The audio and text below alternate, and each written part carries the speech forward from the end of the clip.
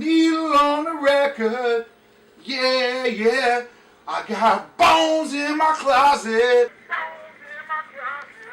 I got bones in my closet. That's crazy. That's just like a punk rock. The music business now wanted breakdowns in songs. The club business, the whole disco thing, when people start dancing, after a while they don't even want to listen to the singing. They just want to hear the beat and the music. My whole life has been one of trying to make the sound of the recording as real as it does to the artist performing himself. You discover sound when you're a kid because your entire nervous system is more organized for you to react to sound than to react to what you see.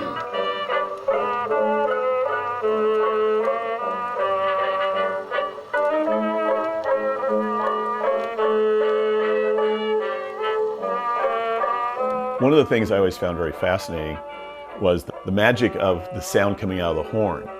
What I'm going to do is play a little bit of a cylinder from about 1914 that I think has some pretty good sound quality. So we'll let the machine do some talking here.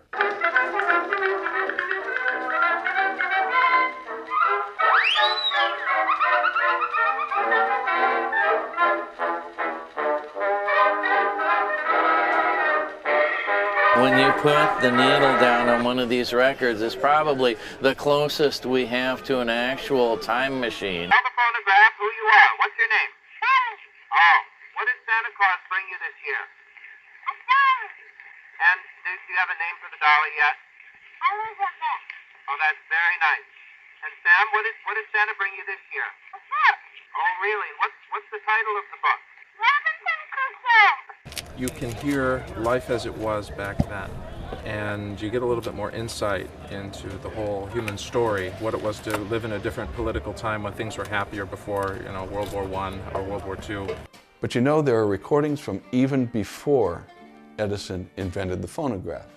There had been people, in France in particular, two fellows, who had thought about recording sound as a kind of scientific measurement device, right? But never thought about playing back the sound. They just thought about recording sound as part of the study of acoustics. The first chapter, Tinfoil to Stereo, for instance, you'll read about this Frenchman by the name of Edward Leon Scott de Martinville, who in 1857 in Paris, he created a machine that he called the phonograph. The phonograph looked very much like phonographs that would come after it. It had a big horn to gather the sound. And the phonograph was a cylinder that was wrapped with paper and covered with lampblack, which was a powder, and the horn was tapered down to hog bristles. You turn a crank, the cylinder would revolve, you talk into the horn, the hog bristles would vibrate, showing the vibrations onto that cylinder. Now the whole idea was to show that sound could be captured or shown. It was like taking a rock and throwing it into a pond and watching the waves, which are actually sound waves, in the pond. It was the same thing. There was no idea or preconceived notion that these vibrations could ever be reproduced. We looked at the sound waves recorded on these pieces of paper and we said, you know what? We think that at least one of these can be played. What we heard was Edward Leon Scott himself, the inventor, singing Au clair de la lune while he was conducting an experiment from 1860. 17 years before Edison invented the phonograph.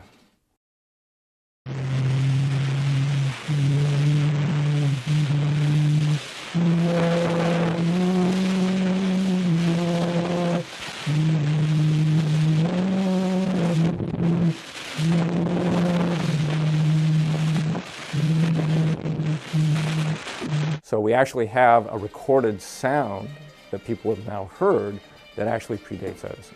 It did occur to a Frenchman by the name of Charles Cros, who in April of 1877 deposited the idea with the French Academy of Sciences, the notion of taking Edward Leon Scott de Martinville's sound squiggles, engraving them, and essentially playing them back as a phonograph would. He was the first person that we know of who ever had that concept. He had thought of it, yes, he had written down about it, but he never did anything beyond that. That's wonderful that we have this early recorded sound. The difference between what Scott did and what Edison did is that Edison is the guy who figured out how to play back sound in the 19th century. And his work became the basis for an entire industry that we now find utterly essential to the way we think about the modern world. It's impossible to imagine our world today without recorded sound. And that was Edison's work, not Scott's.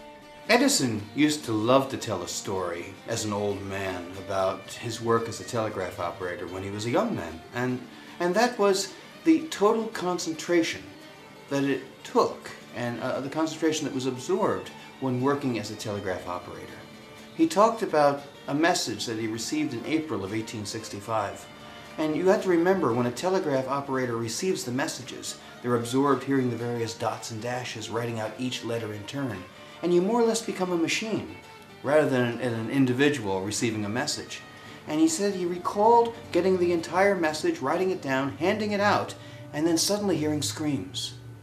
Well, he ran out to render assistance and said, "What's wrong?" And they looked at him and said, "You fool, you're the one that gave us the message. Abraham Lincoln's been shot." Thomas Edison was living in Newark, New Jersey, had just married his wife, Mary Stilwell, and Newark was a very, very fashionable area of New Jersey and also quite expensive. He had a factory there that he was making electric pens and stock tickers.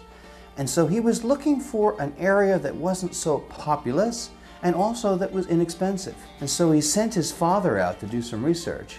And his father found an area that he called a little hamlet called Menlo Park.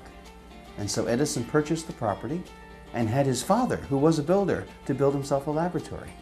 And his father built barns quite often, and so the laboratory ended up looking quite like a barn with windows.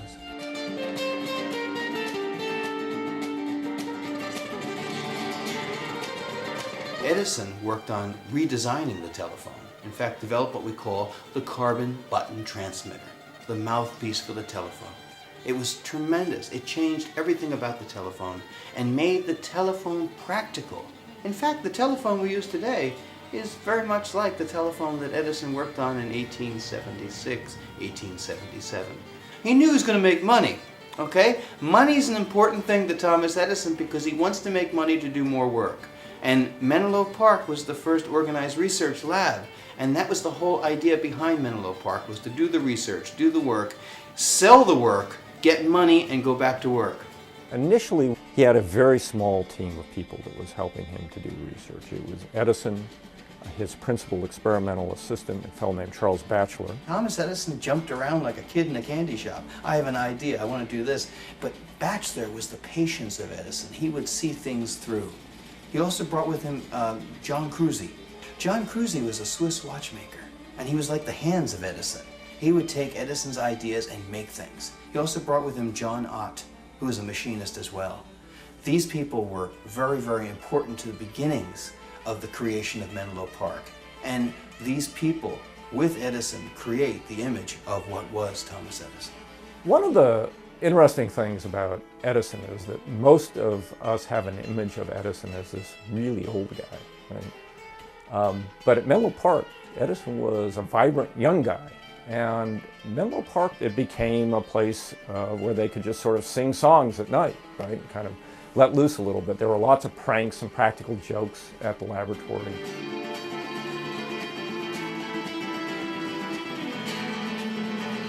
After Edison's experiments of July of 1877 with the wax paper, they realized there had to be a different form of recording. There's just no way you can capture onto strips of wax sound. And so by the end of 1877, Edison had devised on paper a machine that would use tinfoil wrapped around a metal mandrel that would be pre-grooved, and you would indent the tinfoil to make your recordings. He gave the drawing to his trusted assistant, John Cruzy. I designed my original tinfoil phonograph in cylinder form and gave it to my faithful John Cruzy. to make. He made fun of it. I was almost as surprised as he was when the first model reproduced Mary Had a Little Lamb, which I shouted into it. I understand that years later that Edison gave credit to John Cruzy for doing the work on the phonograph, and it was probably well-deserved. I think for 25 years nobody even knew that man existed. So what's Cruzy's role in all of this? So John Cruzy is a very skilled machinist, and these are the guys that Edison has working for him. These extremely skilled machinists who are going to take this two-dimensional drawing and turn it into a working three-dimensional model. And that's the crucial role that people like Cruzy played. And then on December 6, 1877, Thomas Edison made the official first recording, which was Mary Had a Little Lamb. And of course, on that date, the phonograph was born, and Thomas Edison became an immortal. This is a replica of Edison's phonograph from December of 1877. This is the one with which he proved the concept that sound could be recorded and played back. What we have here is the recording mandrel covered with a piece of tinfoil. The tinfoil will receive the sound waves and store them in the form of indentations. This is a rather tricky adjustment to make on this prototype because the stylus has to hit the tinfoil with just the right pressure. Too much and the tinfoil will tear. Too little and it won't receive the sound waves as it should. Mary had a little lamb. Its fleece was white as snow, and everywhere that Mary went, the lamb was sure to go.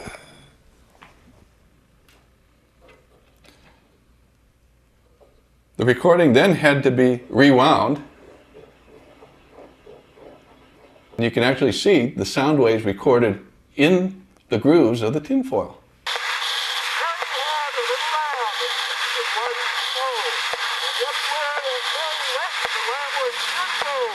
The thing was that Thomas Edison, as soon as he had developed the phonograph and tested it out and done Mary Had a Little Lamb, that was all well and good. But what do you do with it next? He had to try some kind of scheme to get attention.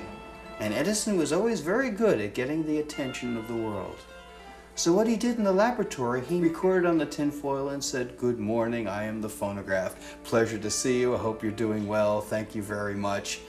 And packed the phonograph up and went to the offices of Scientific American. And there the following morning, smiled at the editor and turned the crank. And Edison himself said once he did that, there was such a crowd in the editor's office they were afraid the building was going to collapse. And Thomas Edison, within weeks, had the ears and eyes of the entire world. If you think up to the point where the phonograph was invented, you could preserve things with writing, with painting, but the idea that you could preserve something that occurred in time would have seemed nonsensical. And in fact, that's what Edison managed to do with his phonograph. In a sense, he cheated time. That's when the Wizard of Menlo Park legend started up. He was doing something that people hadn't imagined was even possible. The two biggest detractors of Thomas Edison and the phonograph were Bishop Vincent and Louis Miller, who were co-founders of the Chautauqua movement. Edison was well ready for them, and he was prepared. When they came in, they said, "Mr. Edison, we'd like to see your machine demonstrated." And Edison beat them to the punch and said, "Gentlemen, I'd like to have you record your voices." And so Bishop Vincent was quite famous for his familiarity with the Bible and of biblical names. And so he recorded on the phonograph several great biblical names in rapid fire succession. And then so Edison rewound the phonograph and retraced the vibrations of sound on the tinfoil. And each biblical prophet was in the right order, and the bishop was convinced. Louis Miller, who came to prove the Edison phonograph a fraud, actually within 10 years became Thomas Edison's father-in-law. Edison married his daughter in 1886, Mina Miller. You can take the train, but you feel that the real estate is something that you go get used to. But you feel that you ran up here in the wet house filled with random too. But I say please, for your suburban needs, all my friends moved to Brooklyn, where all the good saints go. All my friends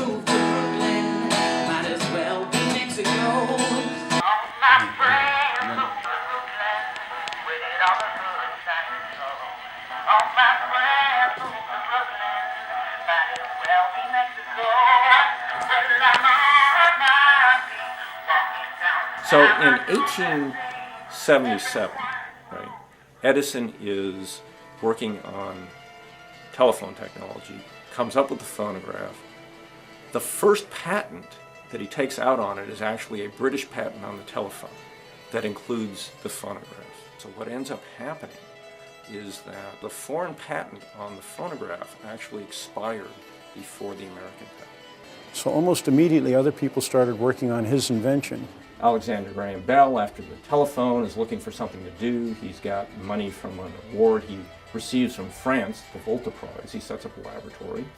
And one of the things he decides to do is to work on the phonograph. The phonograph, we might say, was born prematurely. Now, you may say, well, how is that? Well, yes, the phonograph worked. Edison recorded his voice. Mary Had a Little Lamb. That's just wonderful. You could go and do shows and record your voice. You could sing songs. That's wonderful. You recorded on tinfoil. You played it 3 times. It was gone. There was no such thing as a lasting recording. There was no such thing as perpetuation of the history that it had just recorded. And once you played that tinfoil about 5 to 10 times, it slowly wore out.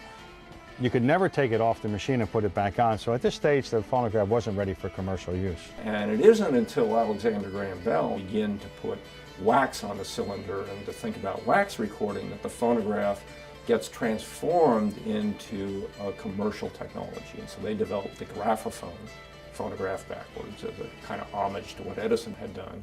This is a Columbia graphophone, a coin-operated BS, mono BS phonograph, forerunner of the jukebox. What I'm going to do is I'm going to play you a cylinder here. I'm going to drop in a coin. Got that? Then I'm going to turn the crank. Now watch when I turn the crank. You'll see the mechanism turning. I'm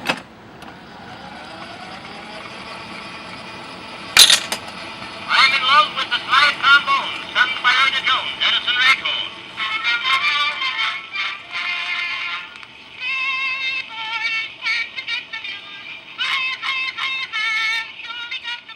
One of the interesting adventures of the phonograph was one of its earliest, and that was when Edison partners with Jesse Lippincott and also with the Bell interests in creating a company. And Edison is going to develop what he imagines as a dictating machine for them. Lippincott and Edison were of the view that phonographs could replace secretaries in the forms of dictation. Secretaries, of course, did not take kindly to this. The problem is, every time you record, you're essentially shaving off part of the wax, so your desk is littered with these wax filings, right? And people just didn't want to use it for that purpose. And of course, it suffered an unfortunate death, the whole company. But one of the interesting things about this entire venture was one of the districts set up by Lippincott and Edison. He had the New York district, the New Jersey district, the District of Columbia district in Washington, D.C. was one of the few that were successful. Not only did they sell dictating machines, but also they decided to put music on their cylinders. They put entertainment on their records.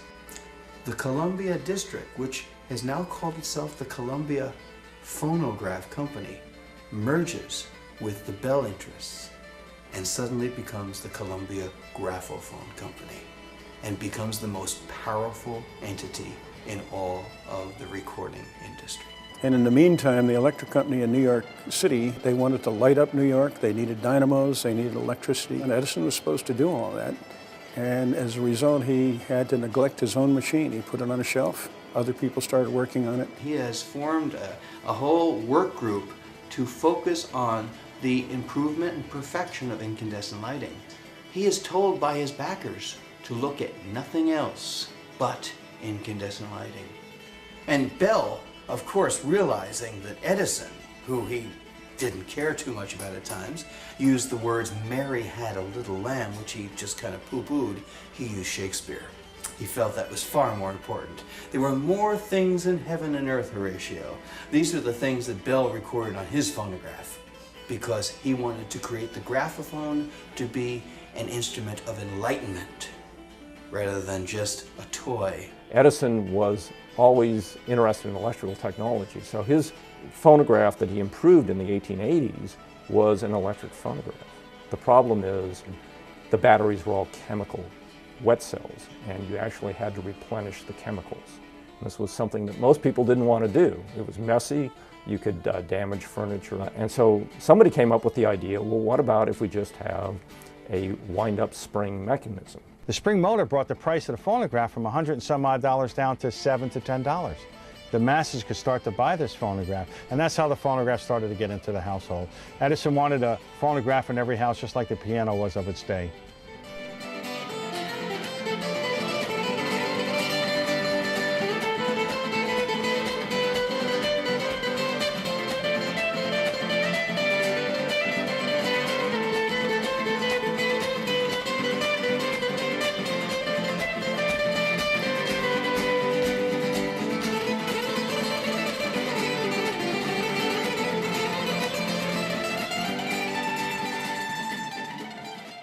The honor is all mine to be able to record my voice on this, now we would call primitive device. And of course, this was the forerunner, the predecessor of all recording devices that have, of course, changed the entire history of communications. It's a great privilege and honor to be with you today and to be able to participate in a demonstration of this remarkable equipment. Thank you. Beautiful. Very good. Nice job. Well done. Good. When a horn was purchased, a lot of times independently from the place that sold the machine, you could really put any horn on. You could kind of custom make your machine. Most of them came in just a standard finish, whether it be the metal finish of the brass or a painted. And a lot of times what people had done, they had a custom-made horn where they would have flowers painted on some of them. This horn is unique in that this particular wood is, this tree started here in Milan, and it was one of the oldest. You can see the beauty that comes from the sycamore wood. The inside of this horn is a little modification that I put with the strips in here, and the strips are walnut. Not only are for beauty, but they do a tremendous thing for the strength of the horn as well. And so Edison becomes the industry leader, and what happens is the notion of recorded music as a new sort of entertainment medium really begins to take off. They actually do recordings at the West Orange Laboratory. The music room upstairs becomes an experimental studio where they produce sound recordings and begin to market these. This is where Edison and his staff developed all of these recording techniques. It's not a recreation. This is the real place where it all happened, and all of the horns and equipment that you see in this room are original to the site. These rooms tell us a lot about how Edison worked, these spaces and how he set up the spaces and how he organized the laboratory in order to carry out his work. But the problem is, how do you duplicate records? And his staff come up with a method for creating molds for the records, and it's the molded record that allows, thousands of duplications of the same recording. This is the metallic soap. We're going to pour it in the mold and through a filter. Now, the process of molding records dates from 1888 is when the first wax, what they call wax cylinders, which are metallic soap. But the first ones from 1888 to about 1889 were actually a wax. We want it at least about a half an inch above the actual mold. We better get it in the oven now. There's only 2 people in the whole world who make phonograph blanks, and it's myself and a person in England, but I just needed high quality blanks at the ready, and so I had to do tons of research to figure out how to make them, and it wasn't easy. Record's ready. Let's see what happens. This is the first take.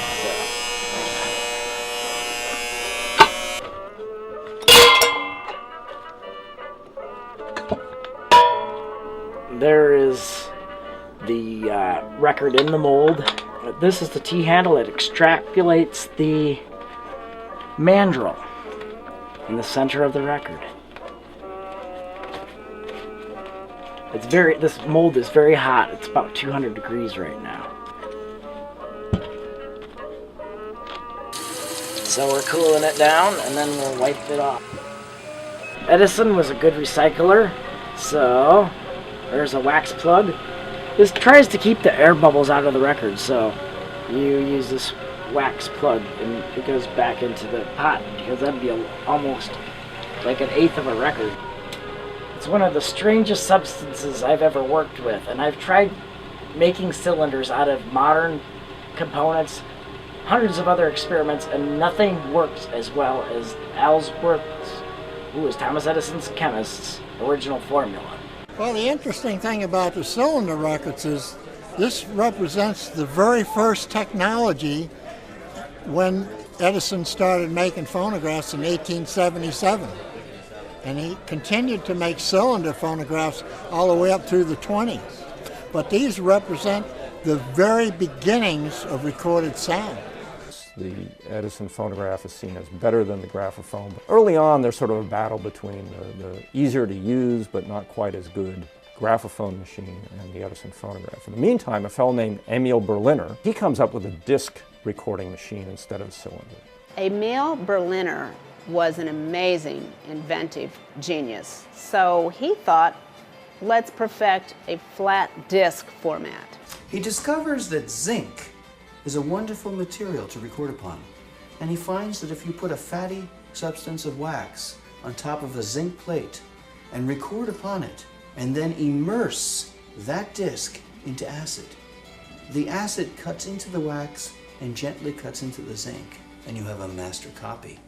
This takes what Edison's doing and what Bell is doing and makes it look like child's play. This brings it into a more professional realm, that you could have a singer make a recording, have a master recording made, and make countless copies of the same performance.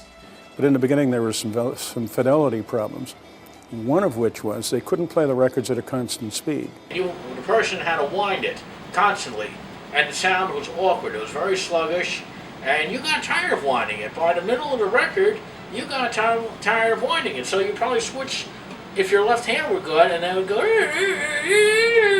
And he takes his device to Eldridge Johnson in Camden, who's a machinist there, and they set up the Victor Talking Machine Company. Berliner approached him and asked if he could devise a spring-wound motor that would play the records at a constant speed, 78, give or take a few revolutions per minute. And Johnson not only did that, but he was smart enough to put a little device on the phonographs where the speed could be edged up a bit or edged back a little bit so that people at home could pitch them. Emil Berliner patented his flat disc machine in 1896, and it was featured on the cover of Scientific American of the May 16th issue. And it shows a full picture of the flat disc machine. It also shows a person looking into the machine and then another one speaking into it, and also the internal workings of this machine. And it's a very significant cover to the history of recorded sound, because this is the very first time that the public was able to see a picture of the flat disc machine. And Victor becomes the primary competitor to Edison. So there's a battle between the disc and the cylinder. The Columbia Phonograph Company was never known for having the greatest machines, but they certainly had the best lawyers. That there was a patent in the original Bell Tainter patents that talked about a needle being moved by a groove. Now, this wasn't dealing with a disc record. This was talking about a screw in the back of the phonograph that was basically moving the needle across the cylinder. However, that the way he could describe it, even though the patent was rather loose in its description, could actually bring about an infringement against the Berliner concern. And amazingly, it did. Poor Berliner couldn't sell his machines in the States after the lawsuit. He was allowed to sell his gramophones in Canada. Once Berliner's put out of business, you have Eldridge Johnson. Now, Eldridge Johnson's in Camden. Now, he's got a factory, he's got shifts going every night, and they're producing parts like crazy. Suddenly, every order stops. Johnson concern is just part of Berliner. And so a court case ensues. And Well, Johnson survives. He was the victor of this court case. And before long, the records say Victor Record. And by October 3rd, 1901, it is known officially as the Victor Talking Machine Company. It wasn't until 1902 when a certain individual by the name of Enrico Caruso stepped into a hotel in Milan, Italy, and sang 10 arias into a horn. And the phonograph became more than a toy. It became an entertainment medium for the masses. And Caruso is important because his voice recorded so well on the phonograph. It covered up hiss. Not only that, he was talented. He was a young man. He was 29 years old. He had a phenomenal voice. Everybody else that had phenomenal voices wouldn't go near the thing. He was young. He was willing to take a chance. And the thing was, the two of them, the phonograph and Enrico Caruso, grew together. But the two working together changed entertainment for all time.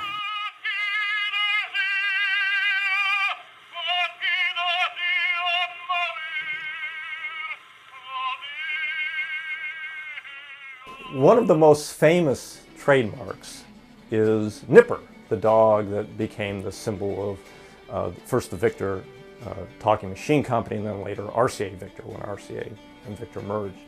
One day we went to an auction and I had to have that dog. Well, the rest is history. I now have many Nippers.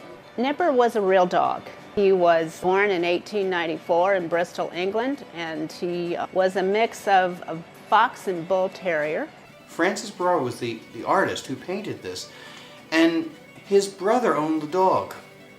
His brother also owned a phonograph, a Edison Bell phonograph, which was a cylinder machine. On cylinder records, you can record your voice.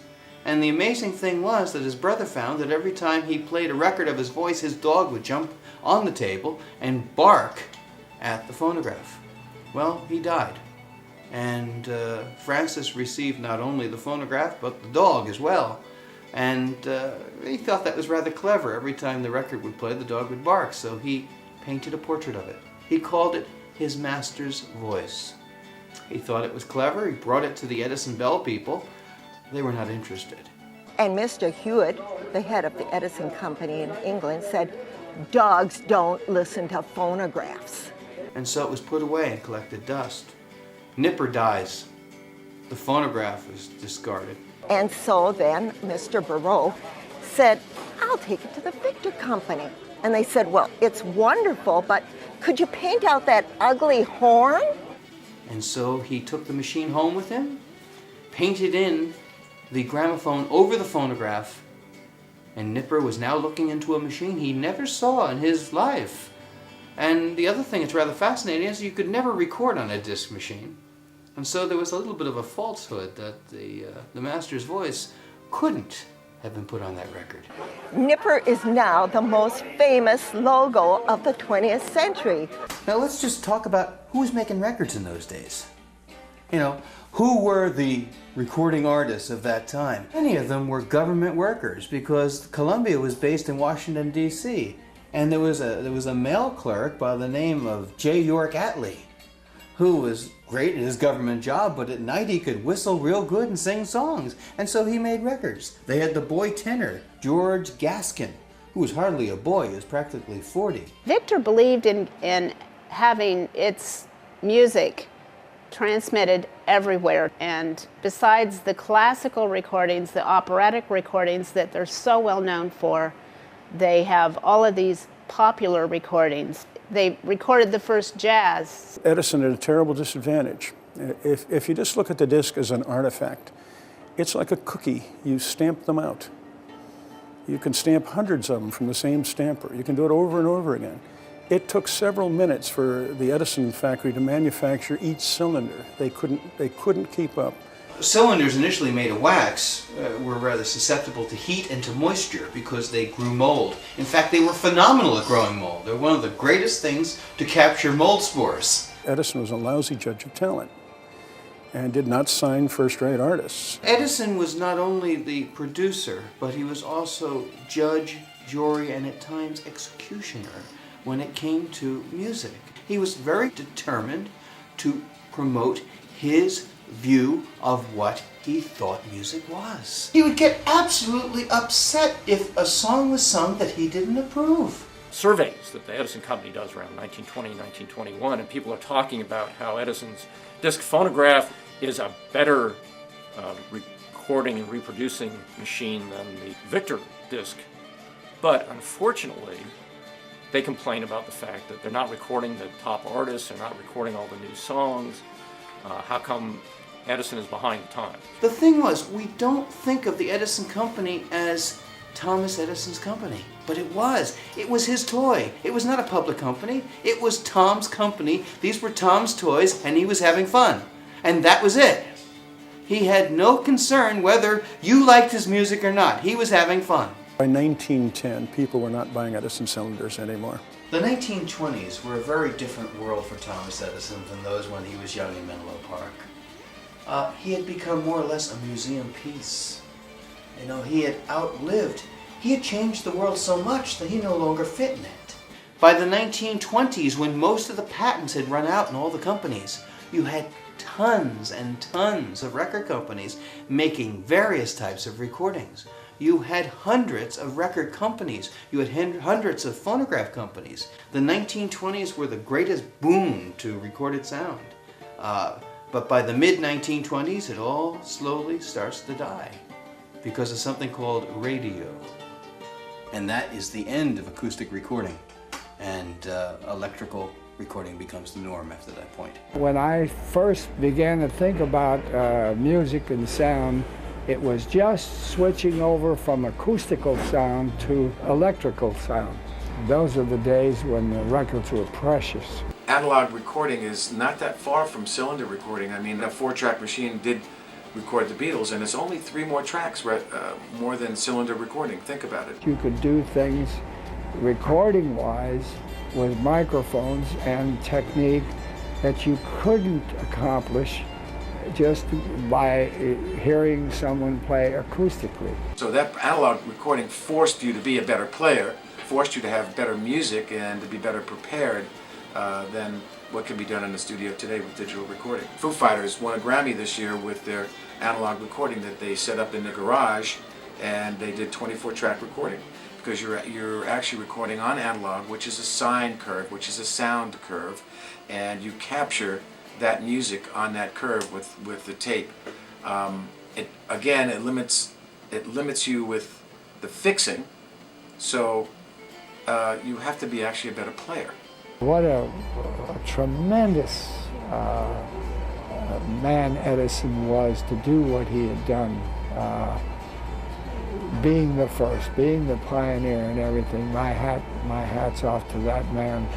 If it wasn't for him, I don't know. I just looked, the electric light's there and the sound is there, the movie's there. Edison is everywhere. The battery, if my hearing aid goes bad, I think of Edison. To think in terms of Thomas Edison, what would I say to him? Good times. These are the good times. If it weren't for Thomas Edison and the concept of recording what we do, I don't know what my life would be like.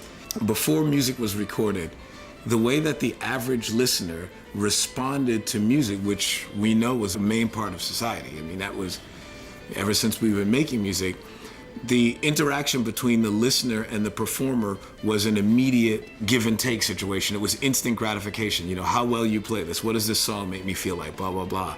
The concept of recording that moment in time to be shared, to be analyzed, changed the way that we respond to music. It just was a whole new thing. It's a great pleasure as a broadcast journalist to be participating and recording on the Fireside phonograph, which I note was patented in 1896. Christopher and Elizabeth and Casey, this is your father. I may not sound normally like this, except when I'm feeling exasperated with you and talking at an unusually high level, but I'm talking to you for history on the Edison Fireside phonograph, which was patented before the turn of the century. And it's a reminder of what an extraordinary man Edison was in all of our lives, and how far we would not have come had he not led the way. I have a couple of minutes here now. Actually, I have about a minute to tell you what I think is important for you in the rest of your life, and I've told you this in person before, that Edison understood it really well. You know, Edison didn't lead any armies, he didn't make any weapons. What he believed in, more than anything else, was the power of ideas. And one of the things that's always made me the most proud about you is how the two of you have embraced the power of ideas, even at an early age. Christopher, as I speak to you, you're off at Deep Springs in California, and Lizzie, you're up at Amherst in Massachusetts. Both of you seeking to understand the power of other people's ideas. And I think there is nothing about you that makes me more proud than understanding that you believe in the ideas of other people, and you're kind as a result. Love you, Dad. If I could follow the perfect pattern, play it with passion, I'll play it cool. If I could fall in love on a Monday, miss you on Sunday, yeah, I'll play it smooth. If I could do these things I'll do for you, girl. If you would be the queen in my castle, that would be the perfect crime. Ooh, perfect crime. Ooh, perfect crime. If you would be the cream in my coffee, that would be the perfect crime. I got bones in my closet. I got bones in my closet. I got bones in my closet. We got it.